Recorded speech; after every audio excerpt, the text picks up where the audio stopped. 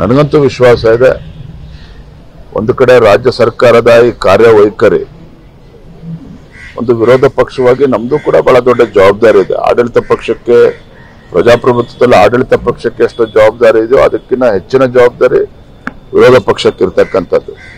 ನಾನು ಕೂಡ ಕಳೆದ 5-6 ತಿಂಗಳಲ್ಲಿ ಪಕ್ಷ ಯಾವ ರೀತಿ ಚಟುವಟಿಕೆಗಳನ್ನು ನಡೆಸ್ತಾ ಇದೆ, ಯಾವ ರೀತಿ ಕಾಂಗ್ರೆಸ್ ಸರ್ಕಾರದ ಒಂದು ಕರಾಳ ಮುಖವನ್ನ ಜನರ ಮುಂದೆ ಬಿಚ್ಚಿಡ್ತಕ್ಕಂಥ ಕೆಲಸನ ಒಂದು ಪಕ್ಷವಾಗಿ ಮಾಡಿದ್ದೇವೆ, ಅದನ್ನು ಕೂಡ ನಾನು ವಿವರಿಸಿದ್ದೇನೆ.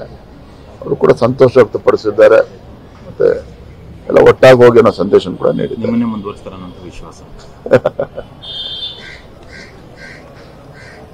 ಆನಂತರ ಕಳೆದ 1.25 ವರ್ಷದಿಂದ ಪಕ್ಷದ ಕಾರ್ಯಕರ್ತನಾಗಿ ಕೊಟ್ಟಿರ್ತಕ್ಕಂಥ ಜವಾಬ್ದಾರಿಯನ್ನ ಬಹಳ ಶ್ರದ್ಧೆಯಿಂದ ನಾನು ನಿರ್ವಹಿಸ್ತಾ ಇದ್ದೇನೆ ಅಂತೇಳಿ ನಾನು ಅಂದ್ಕೊಂಡಿದ್ದೇನೆ.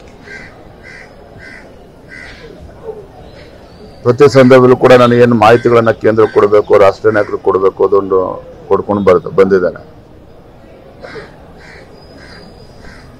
ಹಾಗಾಗಿ ನೋಡೋಣ, ಯಾಕಂದ್ರೆ ಪಕ್ಷ ನಮ್ದೊಂದು ರಾಷ್ಟ್ರೀಯ ಪಕ್ಷ, ಎಲ್ಲ ಜಿಲ್ಲೆಯ ಅಧ್ಯಕ್ಷರುಗಳು ಅವರೆಲ್ಲ ಅಭಿಪ್ರಾಯ ಪಡೆದುಕೊಂಡು, ಪಕ್ಷದ ಮುಖಂಡರನ್ನ ಅಭಿಪ್ರಾಯ ಪಡೆದುಕೊಂಡು ಅಂತಿಮವಾಗಿ ಏನಾಗಬೇಕು, ಯಾರನ್ನು ಮಾಡಿದ್ರೆ ಒಳ್ಳೇದಾಗುತ್ತೆ, ಅಂತಿಮ ತೀರ್ಮಾನ ಸದ್ಯಲ್ಲ ಆಗುತ್ತೆ ಅನ್ನೋ ವಿಶ್ವಾಸ ಇದೆ.